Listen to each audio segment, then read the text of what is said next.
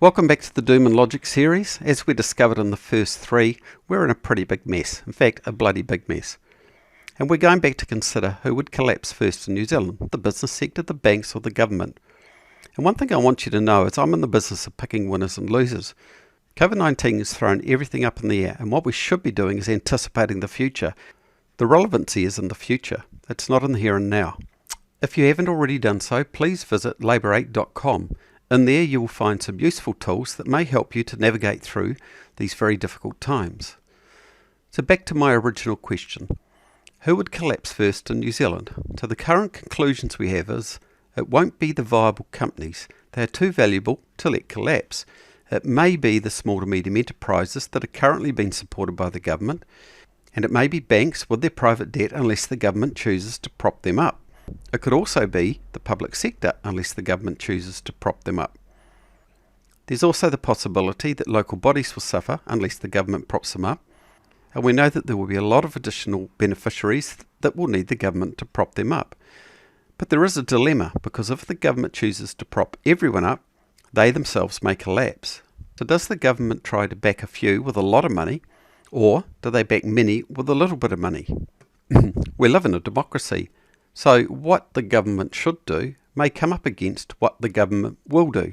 At this point it becomes necessary to try and predict what the government will do. So let's start with looking at what they might do 3 months out. Let's say that after 3 months of the current stimulus, they choose to issue a second round of stimulus of possibly another $50 billion. Will that $50 billion go to themselves to prop up the public service because they now have a smaller tax take?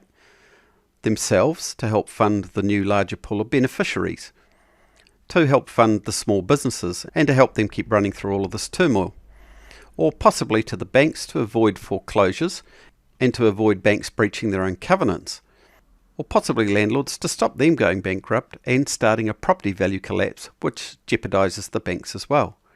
We could only take guesses given a democratic regime of how the government will respond. I think it's fair to answer the first question by saying it's highly likely that they will prop up the public service, and they would not like to be seen to be laying off nurses, teachers and police. That would all backfire.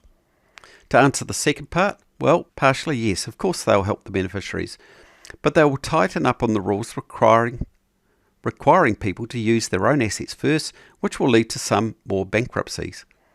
To answer the third one about small businesses, well, a minor and restricted support package will be offered in an attempt to continue to look fair. With regard to the banks, highly unlikely.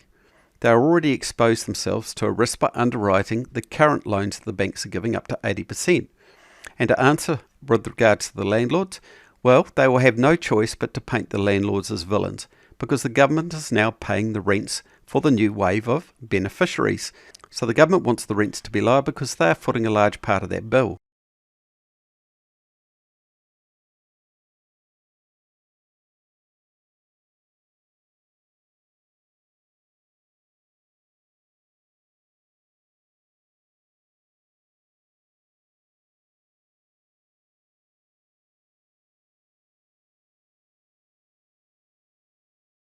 All of these problems build tension. It's fair to say that relationships between the government, the banks, the businesses and the property owners will be strained. They will no longer have mutually beneficial goals. If we go beyond a second wave of stimulus, we start to consider the possibility of a third wave of stimulus. How will the government respond in roughly 5 to 6 months' time? Well, the answer is it depends. It depends on how things rolled out, the decisions that people and institutions made. And it also depends on the mood of the people, which is very important to the government. So what will the mood of the people be like? Well, firstly, people will be cash poor and they will be time rich. And personal debt will balloon as they start to use forms of credit they used to use to buy, say, a lounge suite at Harvey Norman's to fund a visit to the dentist. This means their personal debt will increase dramatically.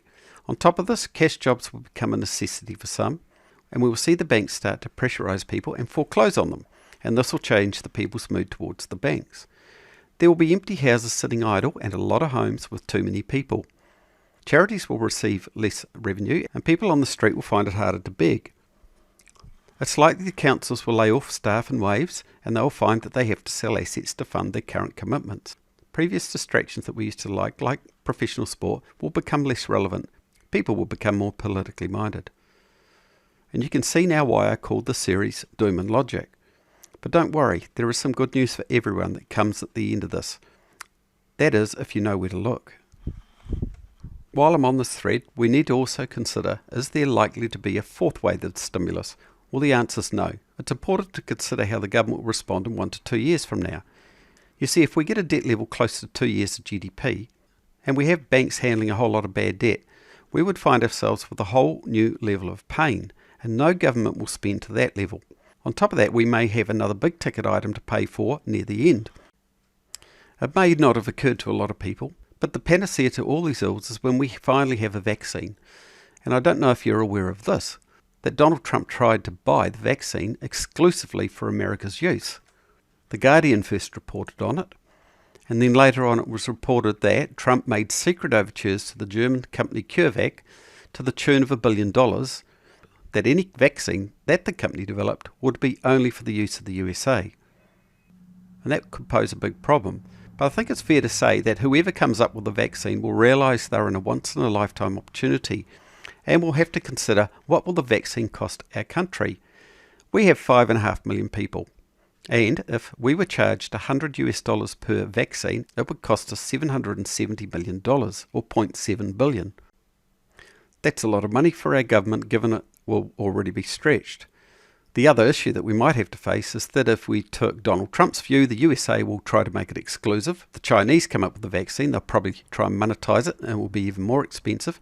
However, if Germany or a EU state gets it, they seem to have more morals on this issue, and they'll probably share it with the world at cost. Hopefully these presentations and Doom and Logic will help you to start trying to predict what is ahead for New Zealand and for you. How will the government respond in a second wave of stimulus, say in 5 to 6 months' time? What do you think the government will do in 12 plus months' time, or when the vaccine arrives? However the government behaves will be a point in time that presents you with opportunities.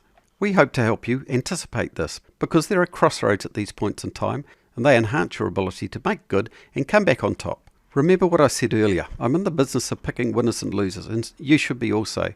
If you would like to join us and find out more and see if we can help you along that path, then don't forget, go to www.laborate.com or subscribe here and we'll feed you information as it becomes available. What comes next is the 5th part in the Doom and Logic series, where we take a look at the business sector and the impact on business from all of these actions being taken by the government and by the banks.